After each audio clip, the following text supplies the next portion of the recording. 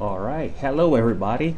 This is Andre Bastos here. I'd like to welcome you to another webinar. This week we're going to be talking about our integration that you can do between InduSoft products, let's say InduSoft Web Studio and our products for embedded operating systems, and the OPC products from Software Toolbox. I'm going to be presenting, my name is Andre Bastos, a company overview about InduSoft. I'm going to talk a little bit about the different OPC solutions that InduSoft offers, and I'm going to focus a little bit on the OPC UA solution. And then you're going to have our very special guest, Mr. Kevin Rutherford from Software Toolbox. He's going to present a little bit about the company. Is going to talk about the two main products they have for OPC. There are the top server and the OmniServer. I'm gonna discuss when to use one, when to use the other one. Gonna mention the UA solutions that they have, and then we're gonna go to a live demo where we show how to establish the connection between InduSoft and the Software Toolbox products. We're gonna focus on the UA connectivity, and then we're gonna go for the questions and answers section where you can post your questions and we're gonna answer them. Okay, so a quick overview about InduSoft. We were established in the United States in 1997. Our headquarters are in a city called Austin, the state of Texas in the United States. We've been the pioneering industry, having the first complete HMI and SCADA package for Microsoft Windows CE. That was back on Windows CE version 1.0. We were the first one to have a complete web solution with XML integration on a SCADA HMI with seamless integration on Windows CE. And we hold a patent for database connectivity from any, doesn't matter if it's embedded or a desktop operating system, and any relational database that supports ADO or ADO.NET. Here are some of our certifications. We are one ISO 9001 certified company, and we've been OPC Foundation member since 1998. We've been gaining some awards lately. Here we are about to announce a few more awards that we got this year from Control Engineering, but we've been getting Frost Sullivan and Control Engineering, which shows consistency and a reliable product, a reliable company that you can partner with. And we have offices worldwide. We have our headquarters here in Austin, Texas, 2 offices in Brazil, and 1 office in Waldorf, Germany. That's on the SAP building, and distributors all over the world. So I'm going to discuss a little bit now about the OPC solutions that InduSoft Web Studio offers. So if you're familiar with the technology OPC, basically you have down here a PLC, a controller, something like that, that has its own protocol to communicate with third-party packages.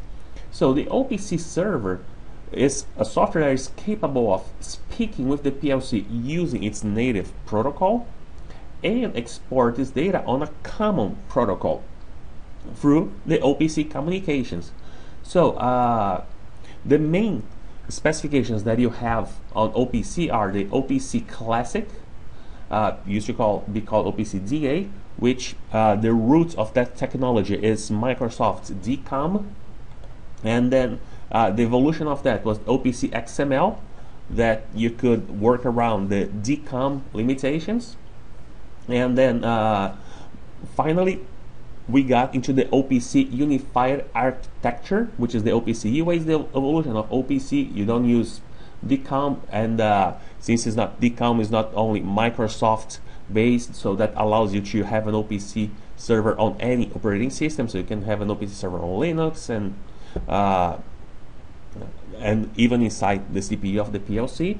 And we have the OPC.NET 3.0 based on Windows Communication Foundation. So the offers that InduSoft has regarding to OPC are OPC DA with the spec 2.05, also called OPC Classic. We do have OPC UA, and these 2 solutions are available for any of our runtime. So that also for Windows Embedded and Windows Desktop and servers. We do offer the OPC.NET, formerly OPC XI, and we also have the OPC XML DA. That specifically is for PC only and requires a special license. So the evolution of the UA offering throughout the years with InduSoft dates back to 1998, when we became an OPC Foundation member and we had our first DA client on the version 1.0. When we came with the InduSoft Studio 1999, we had that offer now on Windows CE as well. We added servers, OPC servers, and we had then OPC servers for Windows CE and HDA servers, historical data access. On 7.0, we were one of the first to scale to have OPC UA client as part of the product. And on 7.1, we added that functionality to Windows CE as well.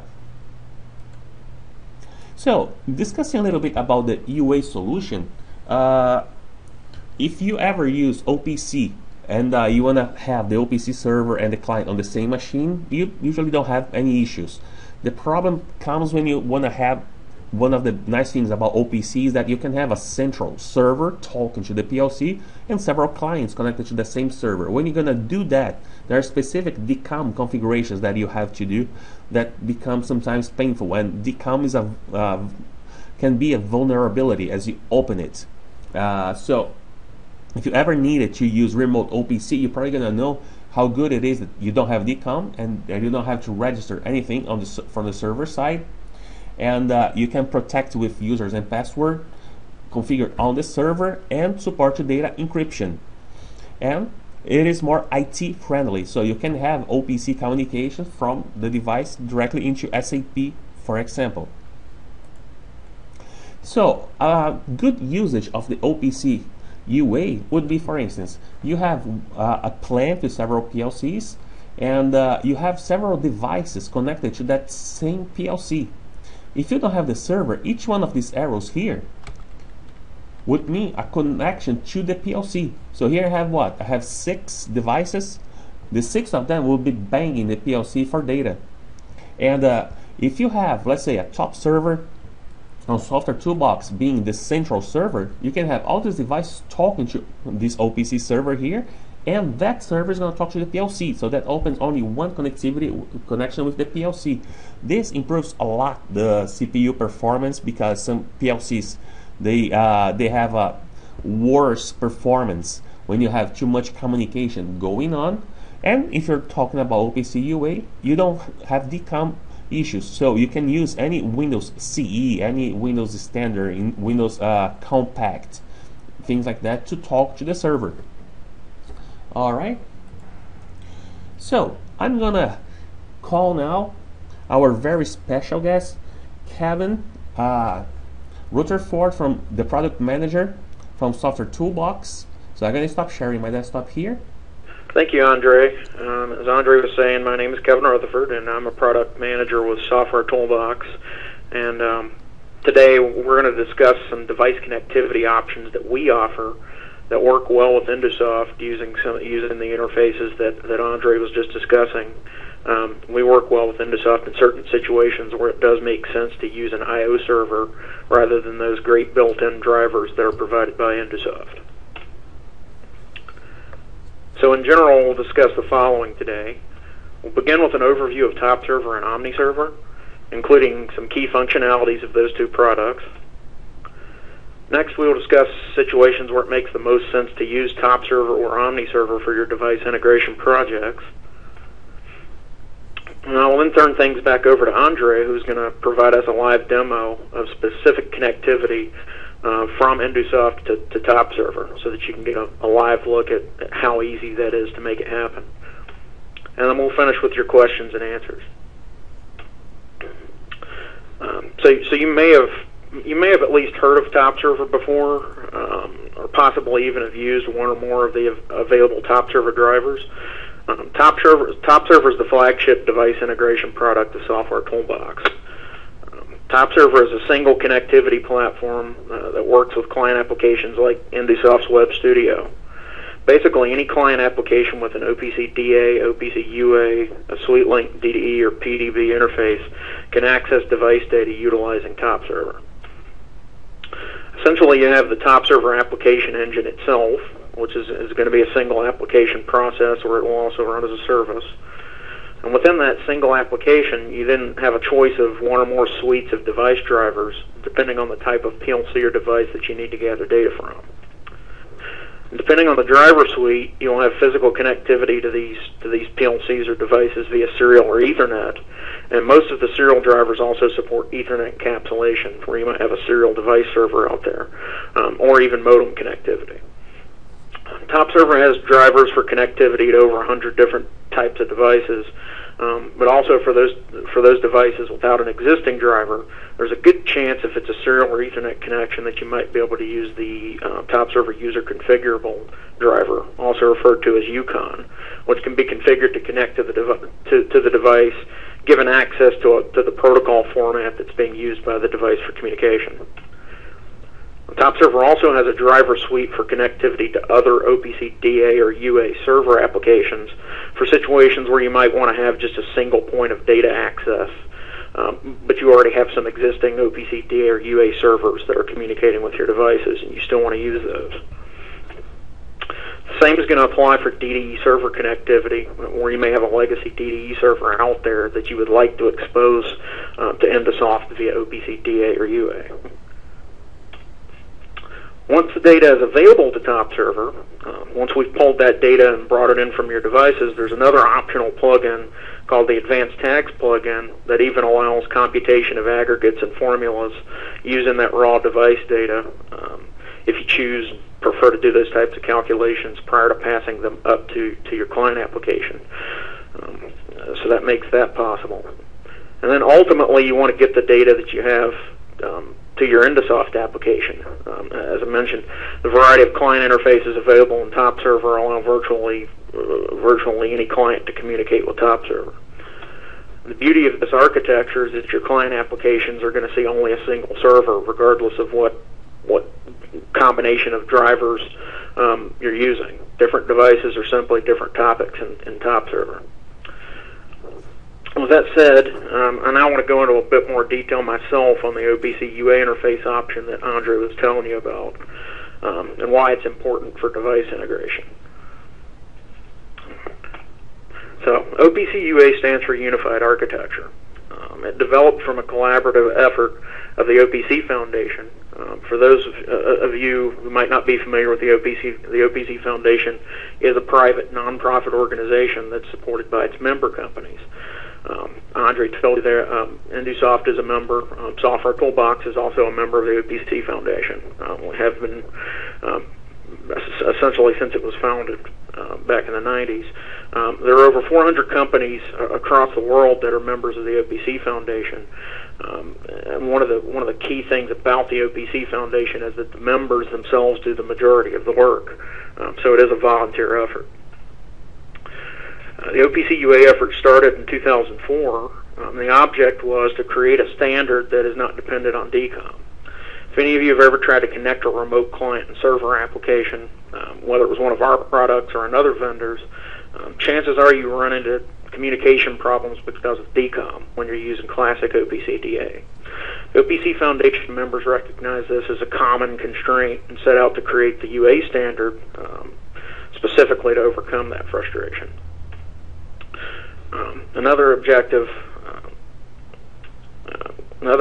is to allow non-Windows operating systems to interoperate with other operating systems.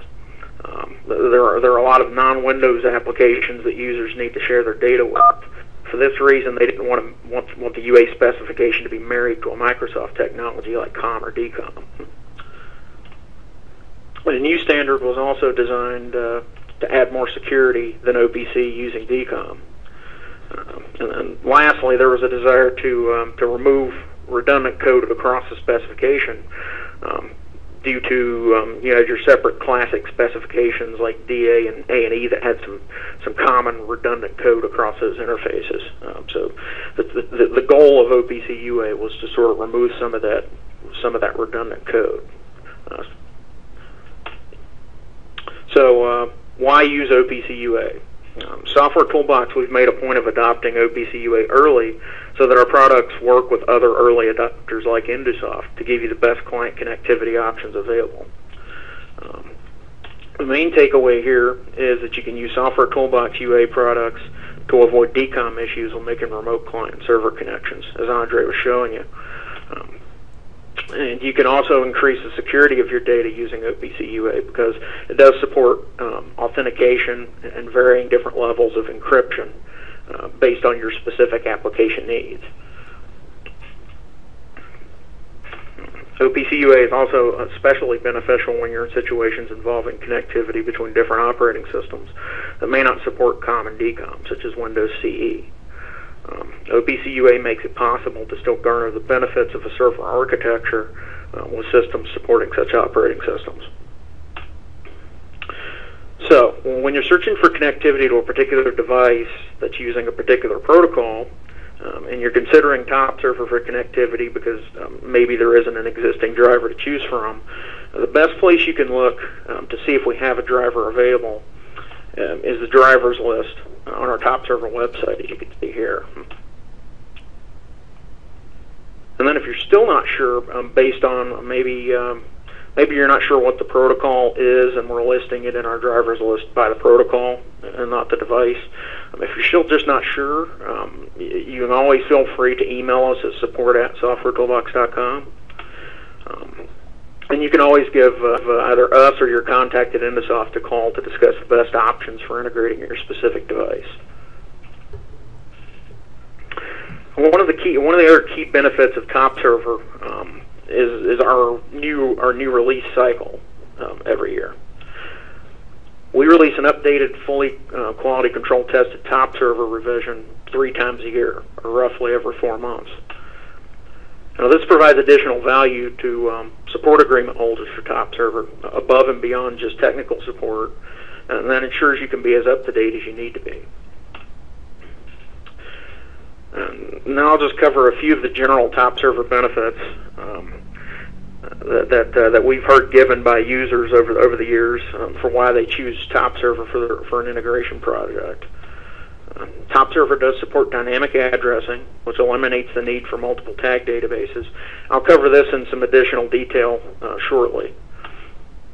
Top Server has system tags available for easier runtime monitoring and configuration changes right from your InduSoft application without having to access the Top Server configuration. When you are having to troubleshoot an issue, which shouldn't be frequently, Top Server does have several useful diagnostic tools, which I'll also cover in a little more detail shortly. We've already discussed the wide array of client interfaces available. The driver configurations in Top Server use a set of default settings that tend to work in a majority of situations without having to change them, which provides a faster, easier implementation. And there are the 3 new releases per year that I mentioned, which are going to implement enhancements and fixes so that the drivers are always performing their best. Now I'd just like to briefly cover some of the ways that Top Server provides robust performance. First of all, Top Server is a thread-safe application, meaning that the multi-threading of the drivers in Top Server allow them to coexist without causing crashes and things of that nature. Threading in Top Server is user-controlled with respect to the threads that are created to communicate with each device. A channel in Top Server represents its own thread, so having each device on its own channel, where possible, does allow a separate thread to each device. That allows for a very efficient way to communicate and provides the best performance, such as when you're using an Ethernet-based driver, we always recommend having a device under its own channel. Performance is also gained when using current multi-core and multi-CPU systems, since Top Server is going to load balance across those cores or CPUs by default, using them to their fullest extent.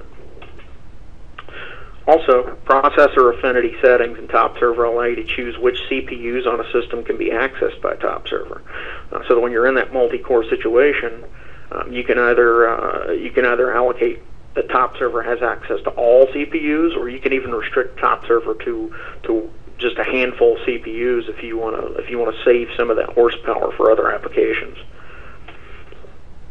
Top server also allows you to specify if it should be treated as a high priority process or not, which allows you to specify that the operating system can give it a higher priority access to resources than processes that are running with a lower priority.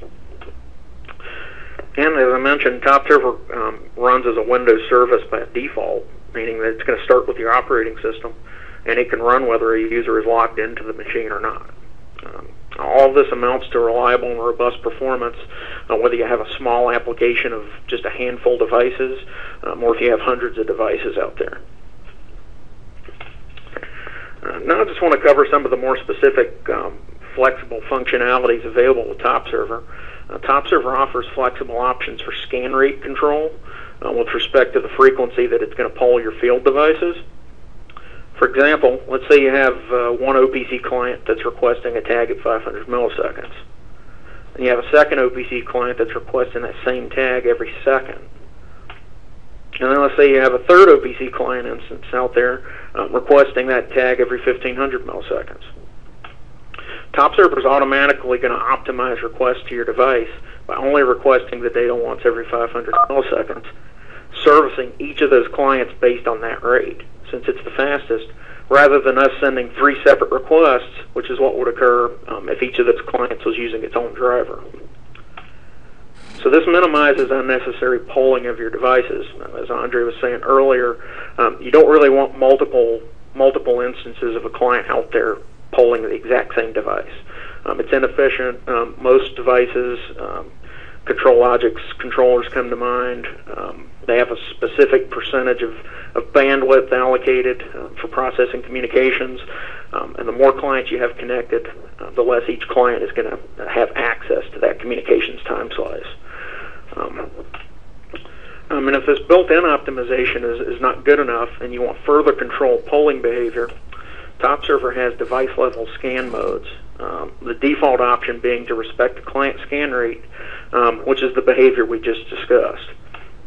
But you can also set a scan rate floor where data cannot be requested from the device faster than a rate that you have specified. Or you can even specify that all data be requested at a specific rate, always. These options give you the ability to fully control how frequently your device is actually going to be polled by Top Server. Now I mentioned dynamic addressing earlier. With Top Server you have the option of configuring a static tag database in Top Server and accessing those tag names from InduSoft, or you can specify dynamic device addresses instead. There are specific considerations for either option. You might want static tags, maybe, if you want or need to browse Top Server for available tags from your client application. Or if a client application is expecting tags to be configured in the OPC server, you'd want to use a static tag database. Or if you need to isolate the client application from any changes that you may be making in the PLC with respect to the addressing, since the client is accessing a tag name, you just make the changes in Top Server to the address that's being referenced by that tag name. Or sometimes you may want to ensure any changes in the PLC models or manufacturer doesn't have as much impact on your client-side implementation. Using tag names allows you to change drivers, and as long as you're using the same tag names in Top Server, that's going to be transparent to your client application. Or you might not have access to the client development functionality. Maybe you're an InduSoft application developer. He has a development on his machine. You don't have access to that. You need to make some changes right now. If you're using a tag database in Top Server, you just go into Top Server, change the address that the tag name is referencing. Again, that's going to be transparent to your InduSoft application. These are all valid reasons to use static tags within your Top Server. Now, on the other hand, let's discuss when it might be better to use dynamic address references. Dynamic addressing is ideal when you want to avoid having multiple tag databases to manage. So, tag database up in InduSoft and a tag database in Top Server. Maybe you don't want to have to manage both of those. In that case, you probably would want to use dynamic addressing. or if your client application is designed to work more effectively with dynamic addressing references. Or if the previous stated benefits of using static tags, such as browsing, aren't important to you. You don't care about having access to those things. Or if you're in a situation where you're maybe replacing an existing client application with InduSoft, and that existing client application was using PLC addresses instead of tag name references, since Top Server supports dynamic addressing, that requires you to not have to start from scratch and build a tag database in there. And it would also make sense to use dynamic references where maybe an organization has standards that already exist saying that you're going to use those PLC addresses instead. So that's static versus dynamic addressing. Now I'm going to move on and briefly cover the diagnostic tools that are available in Top Server when it does become necessary to troubleshoot a communications issue. The Top Server event log generally will always provide a useful error message that's going to tell you what's going on when you're having a problem in cases of a communications failure. And there is a full list of error messages listed in the specific driver help files. So if you get an error message, you can always go cross-reference that in the help file, and it should give you some possible reasons why you're getting that error message. The event log also logs informational messages, such as when Top Server is starting up or when you're importing tags, just so that you know what's going on.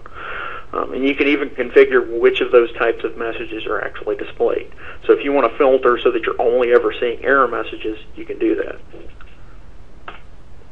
And then we also have protocol diagnostics in Top Server. These diagnostics are available at the overall channel level or at the individual device level, and they show the raw protocol data for what we're transmitting, the requests, and what we're receiving back from the device in response. These are useful for verifying that we're sending the correct request and we're receiving the correct response from the device. And it's also really useful for monitoring timing performance because timestamps are provided. As you can see here, the diagnostics window displays sends and receives, and then you can save that off as a text file for further analysis and take a look at the timestamps between when we sent a request and how long it took the device to send back a response. So, moving on, Top Server also allows you to automatically handle redundant controllers or redundant connections to the same controller, or even redundant networks, or any combination of those. The media level redundancy plugin is included for use with most other Top Server drivers at no additional charge. There are some drivers that it doesn't work with, but most Top Server drivers are going to work with media level redundancy. You just have to make sure to install that plugin. There are essentially two basic types of redundancy that this feature allows. Communications path redundancy, which involves two types of connection to the same device. So maybe you have a PLC out there that has a serial and an Ethernet connection. Maybe you want to use the Ethernet connection as the primary, but if that fails, you want to fail over to the serial connection. Communications path redundancy lets you do that. And there's device pair redundancy, which involves you having two duplicate devices out in the field, so that if the one primary device that you've designated fails, we fail over to the secondary device and keep communicating. Now these modes can be combined in the event that you want full redundancy with duplicate devices and redundant connections to each duplicate device. So Top Server is going to allow you the greatest level of protection against total failures based on how far you really want to go with redundancy. And now I want to briefly cover some of the important additions to Top Server for the oil and gas industry in the past year. Those familiar with the reliability of Top Server had been asking us for drivers that supported electronic flow measurement.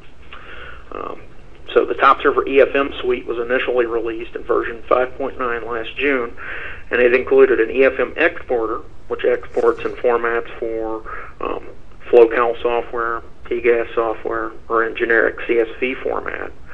And then it also includes specific drivers for connectivity to Enron Modbus devices, OmniFlow computers, ABB Total Flow devices, and even Fisher Rock devices.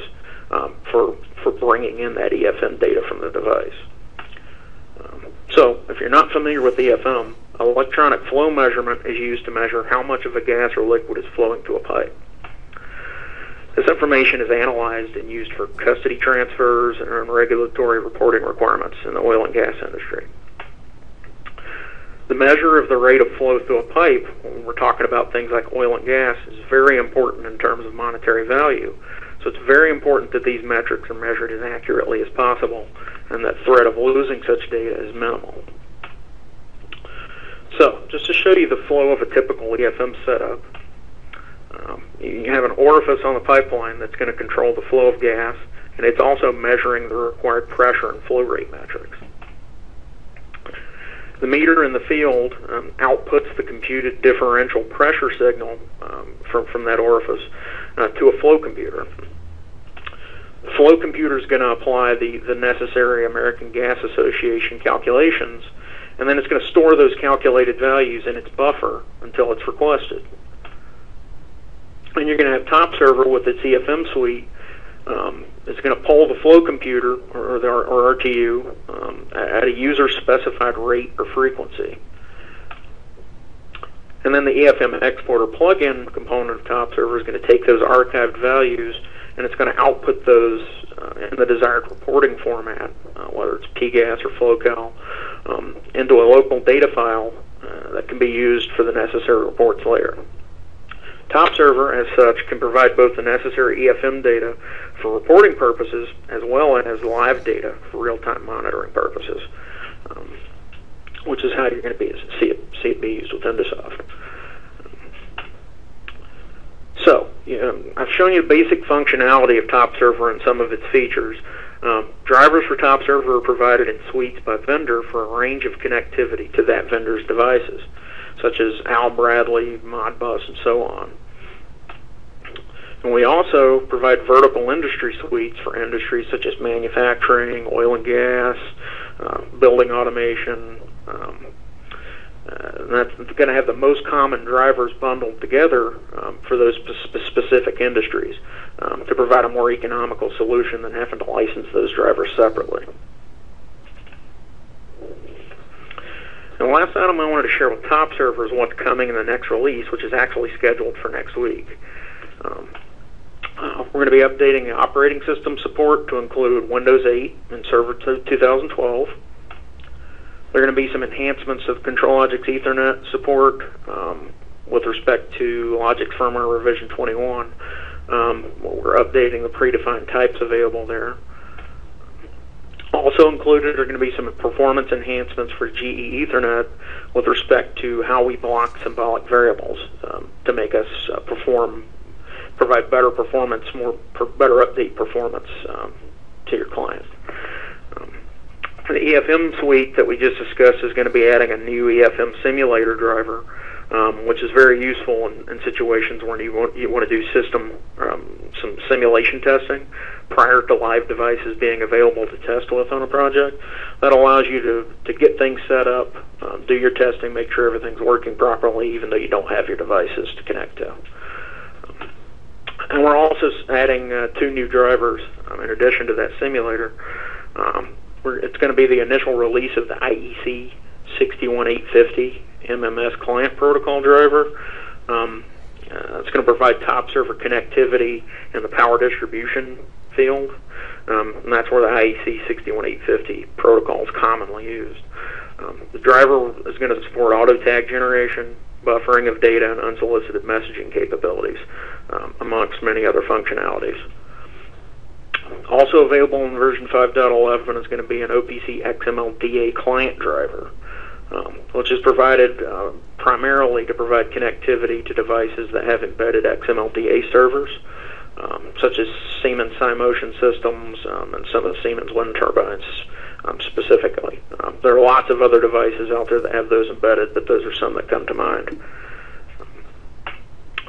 With that, I'm going to move on to the other product that I wanted to cover with you today, which is our OmniServer product. It's another of our important device integration products. I'm going to discuss what it is, when you should use it, and some of the resources we have available for helping implementing OmniServer.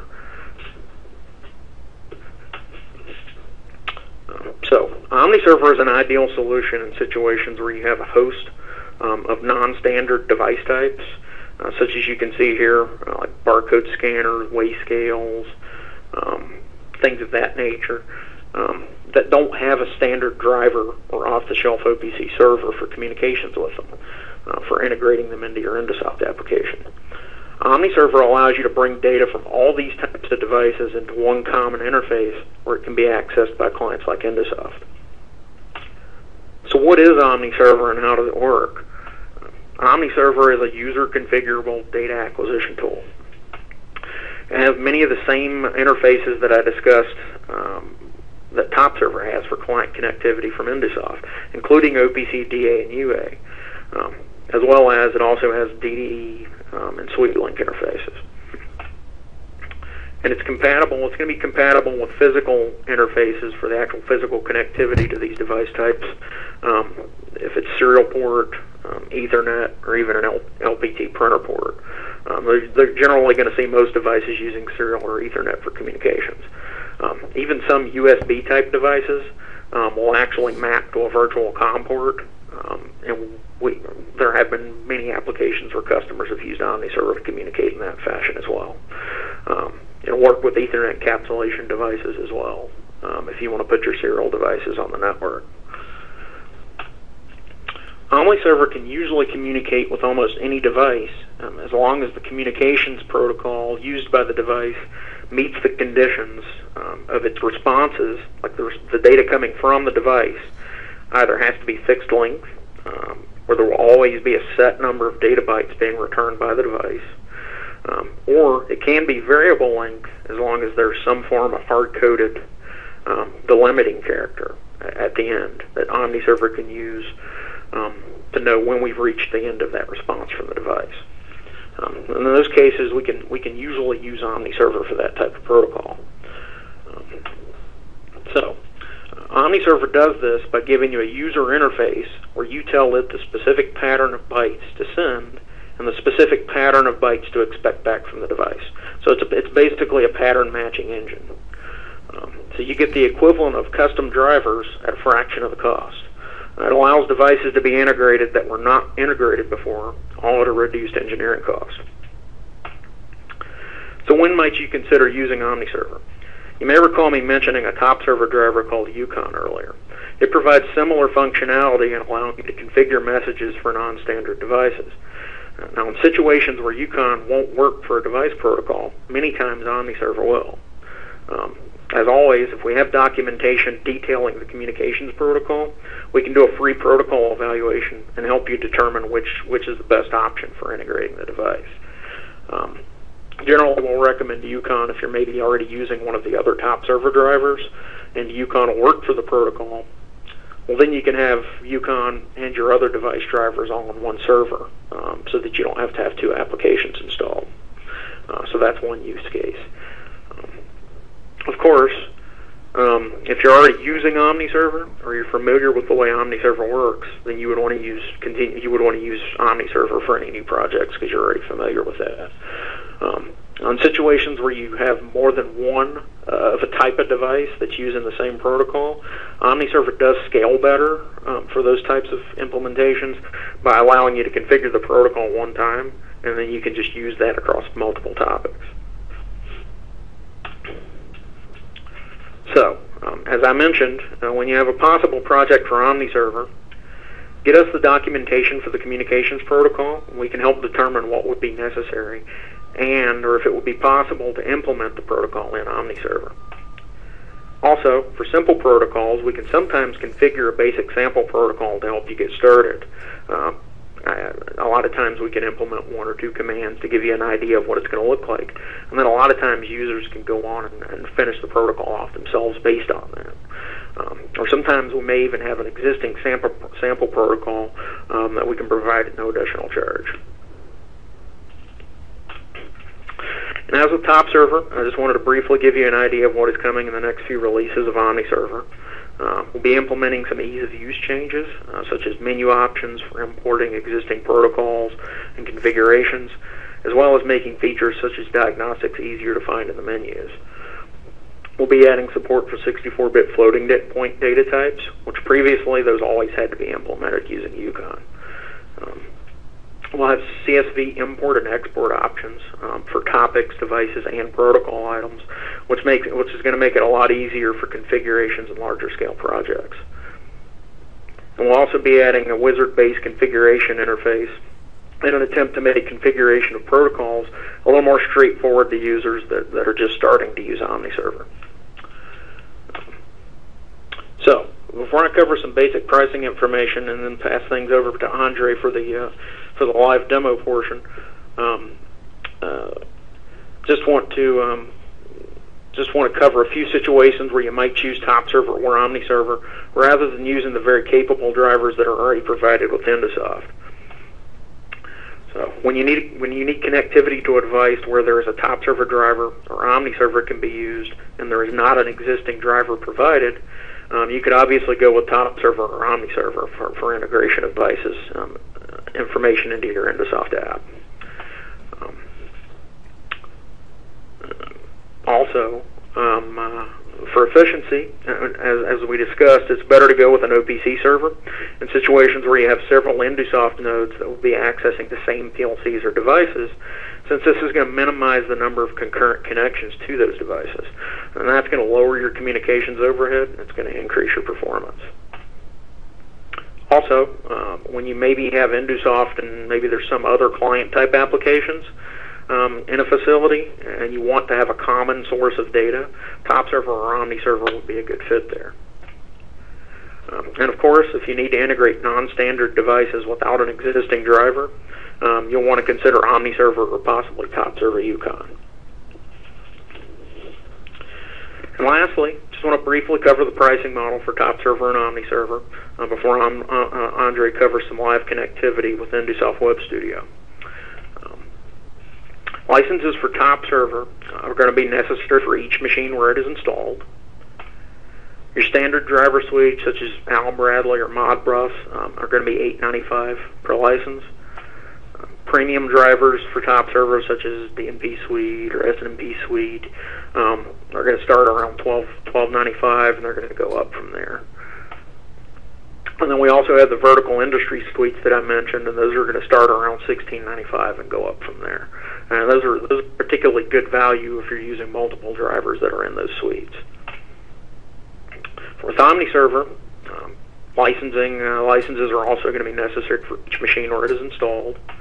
There's an OmniServer Server Edition, and that's going to include your standard client-side interfaces that are used by InduSoft, and that's going to be $650 per license. We also have a Professional Edition. In most situations, like if you just need to get data into InduSoft, you're not going to need a Professional Edition. But what the Professional Edition gives you in addition to the client-side interfaces, it gives you some client wedges for things like email notifications or logging data to a text file. And it's going to be $9.95 per license. So, with that, I'm going to turn things back over to Andre, who is going to show you how easy it is to integrate TopServer or OmniServer data into your InduSoft projects. Pass the ball back over to you. All right. Hey, Kevin. Thank you very much. I hope you guys have enjoyed Kevin's presentation. And I'm going to show now how you would, establish the connection between InduSoft products, and I've chosen here specifically the TopServer to do that.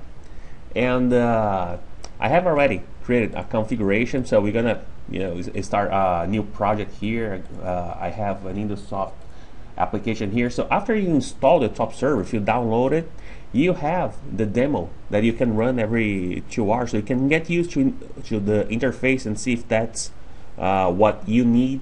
You can do a few projects, you can get live communication and see how it works, before acquiring the final license. When it installs, it puts this icon here on the corner, and it shows, you can call the configuration, you can call it UA configuration. So I'm specifically more interested today on the OPC UA communications.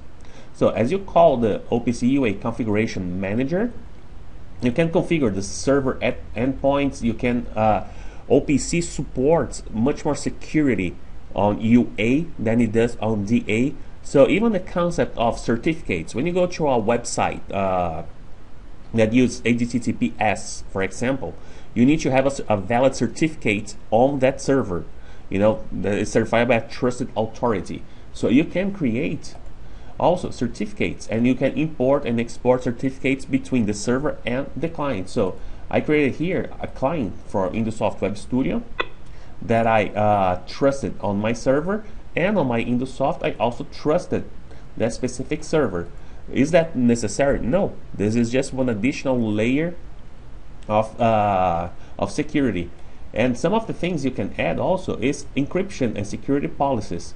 So you can configure which OPC ports going to be used, and you can have the different sign and encrypt. So you have all these options available on top server and also on the OPC. Or let's say that you trust your network, you don't have anyone trying to hack it internally, it's going to be an intranet, stuff like that. You can have also no security. Okay, on OPC UA right now we all implemented the no security because OPC actually on Windows CE we all implemented no security. C is usually used more locally.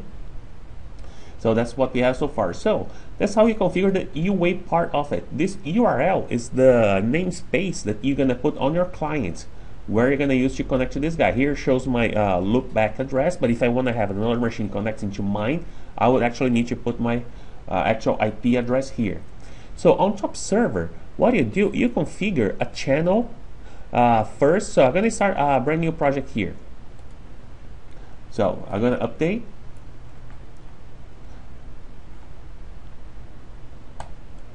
Alright, so first thing I'm going to do, I'm going to add a channel, and on that channel I'm going to choose among the drivers that I have installed there. So I'm going to use a connection to my compact logics that I have here on the office. I'm going to call that channel name my control logics, and here you're going to find a list of all available drivers. So for that one I'm going to speak control logics Ethernet. So, and then I can that's a very nice thing, you can choose which adapter you're going to use for that connection. Can be default or it can be one specific network adapter. And you the right optimization is going to write every single value that changed on the server, or only the latest value for all the tags.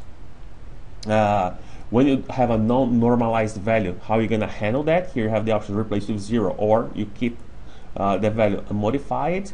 And a few hints, if you ever try to communicate with the control logics, you know why it makes sense, just like the proper protocol mode that would be either you're gonna use the tag names, or is more physical, where you go into tag IDs. You may use alias to some specific tags and substructures where you have, you know, long tag names. You have like tag name dot structure member dot other member dot other member. The requisitions for these guys, they usually are not too optimized. And one very useful hint here is that use the logics arrays whenever possible, because the request for the arrays is much more optimized than, let's say that you have on control logics tag 1, 2, 3, 4, 5. You're gonna have a much better performance if you just create one array called tag and you create it size 10, for instance. Okay, so here it shows what our configuration was. So I have added here one driver. So now I'm gonna go and add a device. Okay, which PLC I'm gonna connect to? I'm gonna connect to my specific. I have here a compact logics.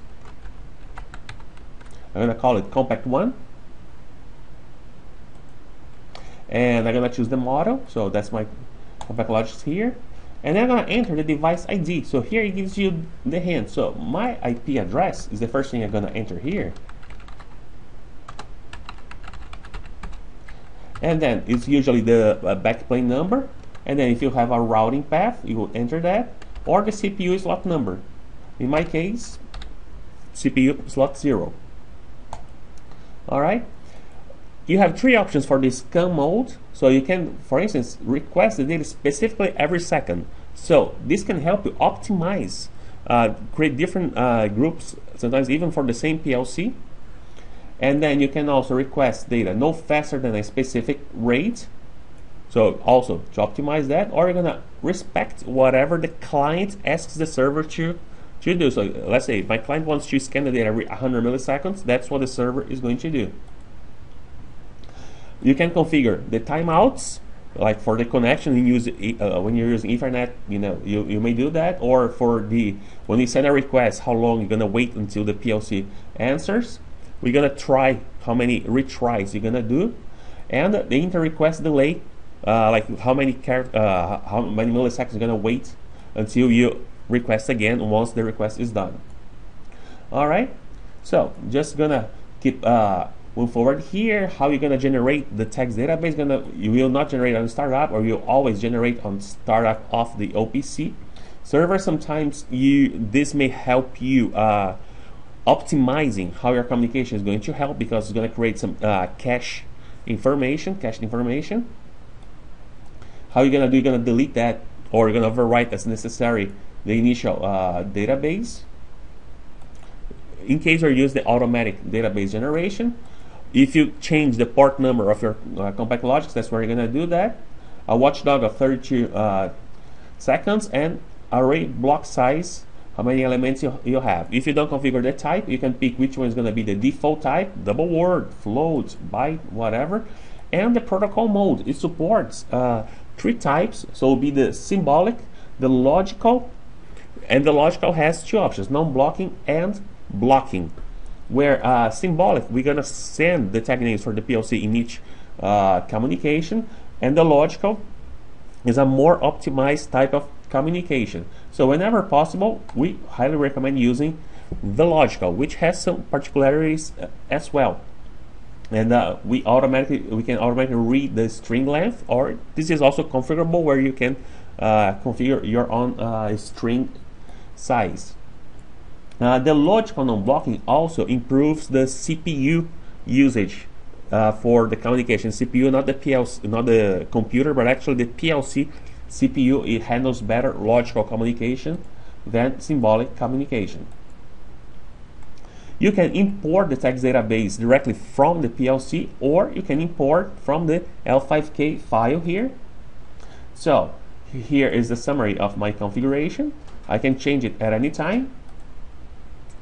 So one thing that I really like about the server here is that you can here go under properties and modify whatever you have configured here if you want to. Okay, and you have also the option to create the database automatically reading from the PLC. So I'm going to click on this button here, auto create. It's going to connect to my PLC.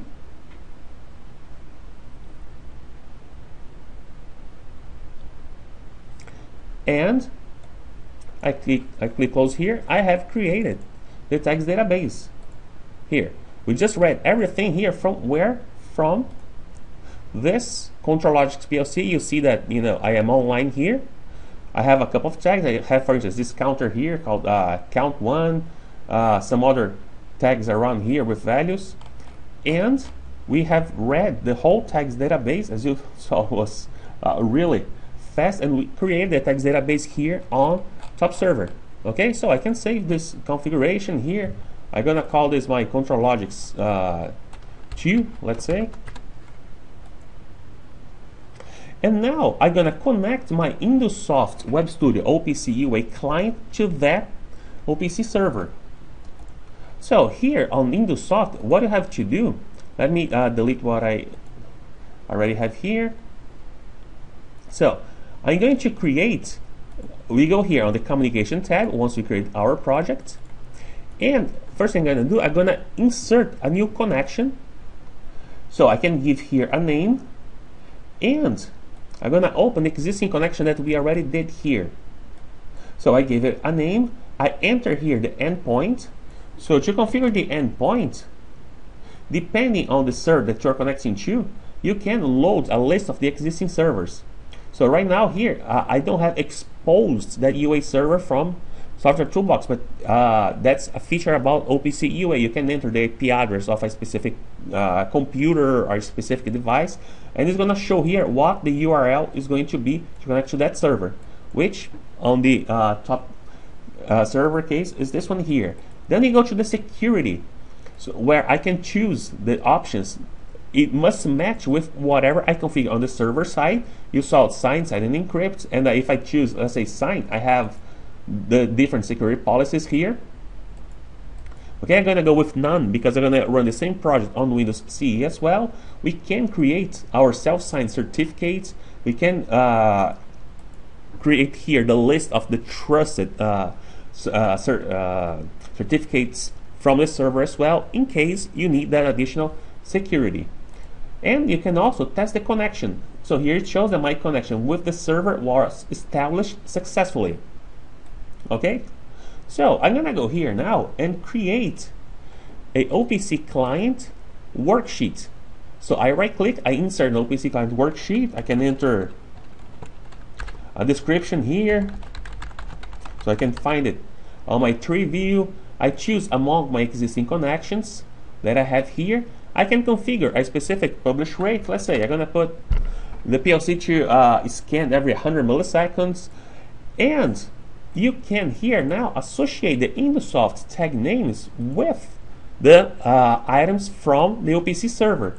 So I'm gonna pick here this tag that I created called counter, and I'm gonna associate with. I click on browse. So here I have the server information, all the tags from the OPC server that we have created. So here's my compact one, is on global. Here you have all the structures, everything. So we have this guy here called count one. So on this window here, you see what type of variable it is, you know, the data type, the node ID, and we even do a instant read, show what the value that we have there. So that's how I associate an InduSoft tag to an OPC server element. So I go here, I can insert another tag.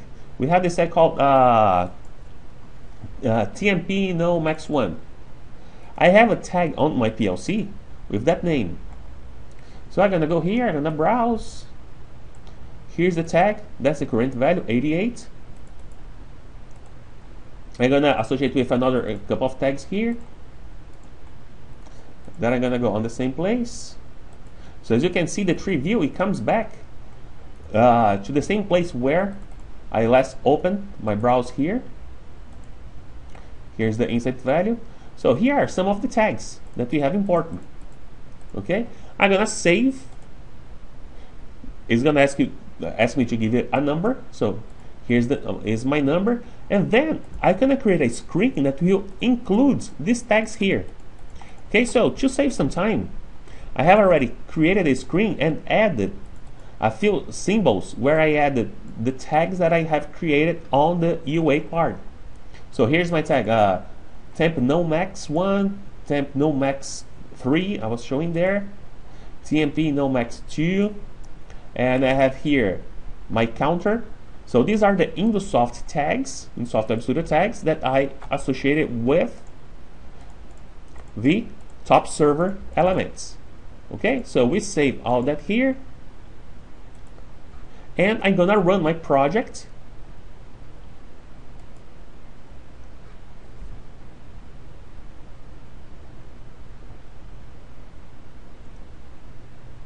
And here's my communication happening with the ControlLogix PLC.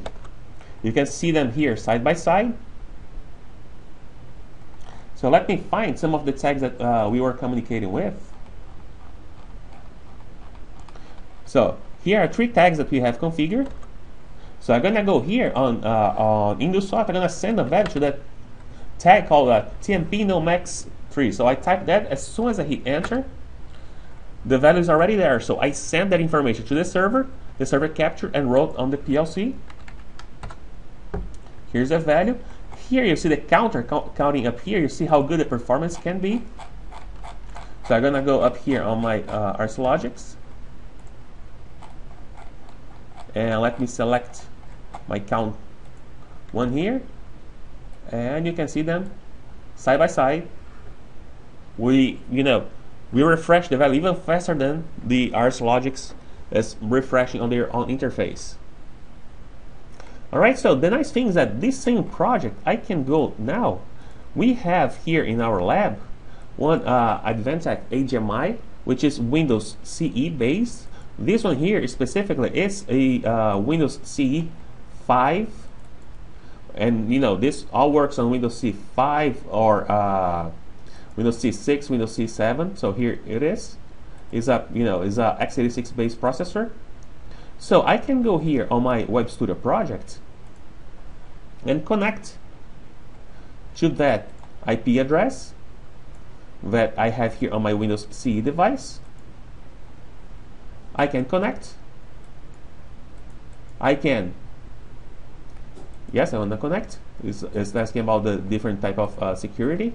And I'm going to download the project that I have created to my Windows CE device using the UA communications.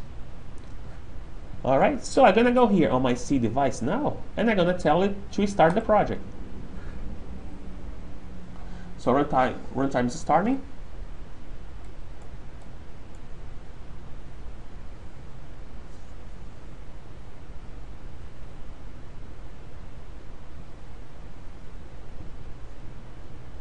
And here you see the screen, but now on the Windows CE device.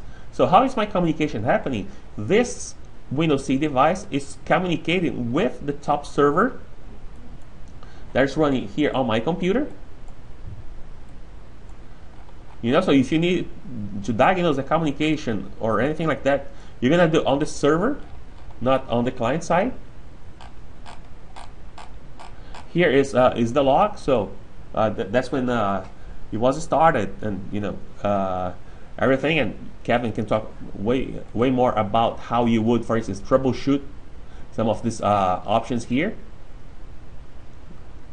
Okay, so you can say the event logger and all this type of things. And yeah, everything you're seeing there is informational at that point. It'd have a red X beside it if it was an error message, though, or a yellow exclamation if it was a warning, for instance. Usually warnings or errors, you can usually go to the specific driver help file, which would be ControlLogix Ethernet at this point. You'd look that error up in the list of error messages, and it'd give you some possible reasons why you're getting that error message. Yeah, just like the demo. ControlLogix specifically will even report CIP error codes. Yeah, like if you misconfigure a tag name or you change the tag name on the PLC, things like that, that the tags database have not been refreshed, you may experience some communication errors. The PLC just stops communicating. You would have those errors happening, showing here. Okay, so as you guys saw, I could have done all that in just 1 minute. We just did, slower than that, so we could show what we were doing. But the communication is very, very simple. I have right now my runtime on the PC and my runtime on Windows CE talking to that controller, and the controller is just one connection, which is this connection here. Alright, so with this we finished the live demo part, and we are gonna go now to our Q&A session. You're gonna see that you have a little Q&A panel on your WebEx window there. And depending on the questions, we're gonna either answer privately or we're gonna answer to everybody. And depending on the question, it's gonna be either me or Kevin who's going to reply. All right. So Kevin, if you're there, we got one question already here. Yeah, I see. Is dynamic addressing supported in the SNMP and ping drivers? Yes, it is. You can use the dynamic address references. Now it's going to be a little trickier with those because, like with SNMP, for instance, you're going to have those are pretty ugly looking device addresses, but you can absolutely specify those in the client application instead of having tags in top server. In most cases, with SNMP, I find most people tend to do an import from the MIB file provided by the SNMP device manufacturer. just because that tends to be the easiest way to make sure the syntax is correct. But as long as you make sure the syntax of the address is correct, there's nothing to stop you from using dynamic addressing with those drivers. How do you use dynamic addressing? It's going to be like with OPC, it's a fully qualified path name. It's going to be the channel name, which, as Andre's showing you, his channel name would be C-Logix, and then it's going to be a dot, compact 1 for device name, dot, and then the device address. So whatever your device address is, and the address that you would use in the client is going to correspond to. Andre's showing you here on the screen what it would look like with the UA syntax there. It can be a little bit different with ControlLogix because you do have a global group name. Or a program name if you're pulling tags from within a program. With SNMP which is what was asked to begin with, it's going to be that OID that's part of the MIB file from the device manufacturer. But essentially, it's going to be your channel name dot device name dot and then whatever the address is. All right, hopefully that answers that question. Yeah. And that shows on the chat. We have other questions related to top server on the Q&A panel. One of them is will top server change its activation process, be more automated to prevent waiting, stuff like that. He's asking basically how the activation process works, pretty much. Not sure I understand the question. I mean, the activation process for TOPS, are we talking about the licensing process? I think so. Yeah. I mean, right now, unless you've already activated and you need to do a re-registration, there shouldn't really be a wait process. We make it possible for you to upload activation request files to our Right. In most situations like that, we tend to recommend going with a hardware license key that you can, if you have a machine fail or something.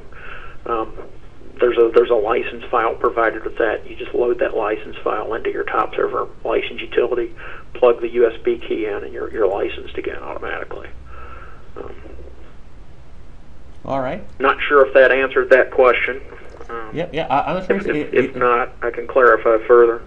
All right, I'm not sure if you're seeing the Q&A panel there, Kevin. I know you'll be answering no, the questions on the chat as well.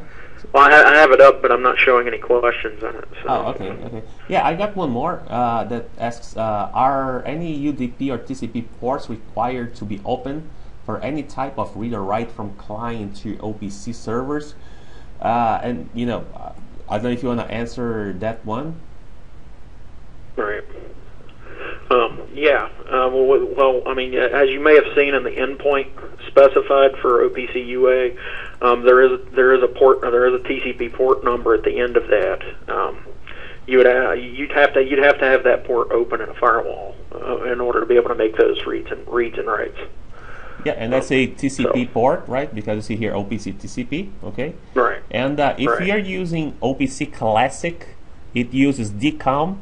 And the DCOM port is 135. Right. So these are the DCOM ports, and it depends on the communication that you're gonna have with the PLC. If let's say if you're a slave driver or something like that you're gonna have a specific port open. Let's say you're talking Modbus slave, you're gonna need to open that specific port as well if you want other devices to connect to USL, like 502 on the Modbus case or something like that. So it depends mostly on the protocol, but OPC, if you're talking about a specific OPC, UA, you're going to open a specific port that you have here, configured on your server, which is also configurable. You can change that port, And for OPC Classic, that will be 135. All right. So we got a couple of more questions on the chat as well. Okay. Yeah, those aren't showing in my Q&A window for some reason. Okay. Yeah. You said they're on the chat. Yes. We got one question on the chat. Okay. Is media level redundancy supported with the SNMP driver? Let's Let me take a look. We do have a list. We have a list of those. I just need to take a look and see if that's in the list or not. Let's see here.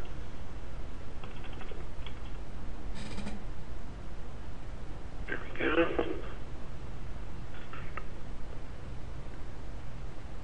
Sorry, that's one that I don't recall right off the top of my head, but I have access to that information right here. Okay, yes, it is supported. You can use media level redundancy with the SNMP driver. We do have an FAQ in our knowledge base that has a list of the drivers that do not support it. Typically, those are going to be drivers that require proprietary interface cards, like Allen Bradley Data Highway, or Modbus Plus, or drivers that are unsolicited. Yeah, you have the where we're not going to support that. But that FAQ ID in our knowledge base is 2742. If anybody's interested in seeing that list. Were there any other questions, or are you seeing any other questions in the Q&A window, Andre? No. We only had these 2 questions, and you have answered the other 2 questions here. Okay. I'm not seeing any other questions at this point. Yeah, I don't see any other questions. We advanced already 13 minutes over the hour. So, as the last call, if you guys have any other questions, now is the time. Okay, it looks like something's wrong with the Q&A because you can see it, and I just have someone mentioning that they are having difficulties typing on the Q&A window. We're gonna look into it with WebEx, so you guys can send your questions on the chat interface if you want. Yes, the chat seems to be working fine. Yes, so we can do that. All right, so we don't have any other questions right now. So what I want to show you guys now is how you can contact InduSoft, and here are our email addresses for our 3 different offices. And you have the telephone numbers. We have 3 different websites. All the content is always translated into Portuguese and into German. We have a toll-free number that works with US and Canada, 877 InduSoft. And at the end of this webinar, you guys are gonna receive also a quick survey. If you guys would fill this survey, would be kind enough, we're gonna appreciate that, and we're gonna send you 1 t-shirt of our webinar series, so that would be really good. We're gonna do again this session when it is 3 p.m. Central Standard Time, 4 p.m. Eastern Time in the US, and this was all recorded, and we're gonna post it in our website, and you will be able to watch it at any time.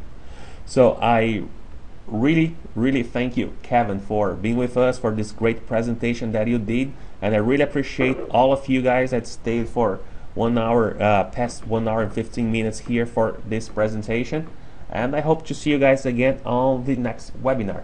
All right, thank you all very much. Have a good day. Thanks, have a everyone. good evening. Thank you.